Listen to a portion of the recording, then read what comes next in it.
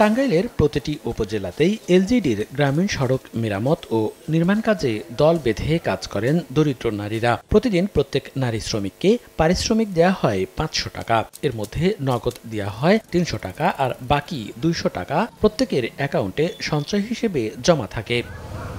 তবে বাসাইল উপজেলার ৩০ জন নারী শ্রমিক তাদের জমানো টাকা পাননি।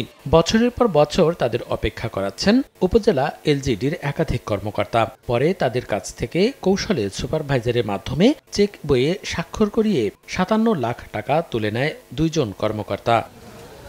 এরই মধ্যে দায়িত্বে থাকা এলজিডির কর্মকর্তা ইঞ্জিনিয়ার জলিল ও সহকারী সেলিম মিয়া চাকরি থেকে অবসর নিয়েছেন। সুপারভাইজার চাকরিতে বহাল থাকলেও শ্রমিকদের পাত্তা দিচ্ছে না। এ অবস্থায় টাকা ফেরত সহ দোষীদের দৃষ্টান্তমূলক শাস্তির দাবি ভুক্তভোগীদের।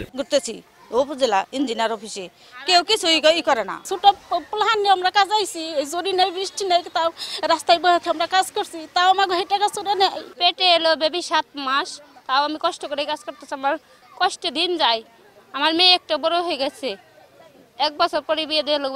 এই টাকা ছাড়া আমার কোনো গতি নেই। এই টাকাটির বিচার আর যে চুরি করছে তার বিচারটা ইচ্ছা মতন চাই। বিষয়টি জেনে তদন্তে নেমেছে এলজিডি ও উপজেলা প্রশাসন। অভিযুক্তদের বিরুদ্ধে আইনগত ব্যবস্থা নেওয়ার কথা জানান সংশ্লিষ্টরা। 1 সপ্তাহ পরের মধ্যে 12 লক্ষ টাকা আদায় হয়েছে। আরও আমি তাদেরকে 10 দিন সময় দিচ্ছি। এই সময়ের মধ্যে তাদের পুরো টাকা আদায় করে তাদেরকে দেওয়া হবে। এখন পর্যন্ত নেগোসিয়েশন চলছিল, যেহেতু ওনারা এরপরে মনে হয় আর খুব একটা কমিউনিকেশন করছেন না, তো আমরা যেহেতু মামলা ডকুমেন্টস রেডি করে রেখেছি, আমরা মামলা করে দেব। ভুক্তভোগী ৩০ জন নারী শ্রমিক 2019 সাল থেকে এলজিইডির গ্রামীণ রাস্তা মেরামত প্রকল্পে কর্মরত আছেন। সময় সংবাদ, টাঙ্গাইল।